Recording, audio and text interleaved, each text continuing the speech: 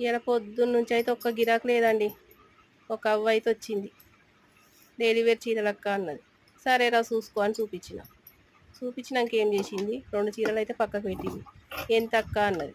ఒకటి 600, ఒకటి 550 రా అన్న. ఆ అక్క ఇంత రేట్ చెప్తున్నావు అక్క, ఎప్పుడు రానా, నేను నీ దగ్గరికే వస్తా అన్నది. సరేరా నువ్వు ఎంత ఇస్తావు చెప్పు అన్న. 800 ఇస్తా 2 చీరలకు. కాదురా 1000 రూపాయలు ఇచ్చేసి అన్న. లేదక్క 800 ఇస్తా, నీ ఇష్టం ఉంటే లేకపోతే లేదనుకుంటా మళ్ళీ పోతుంది.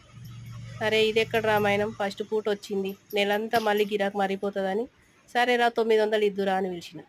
సరే అని కవర్లో పెట్టుకుంది.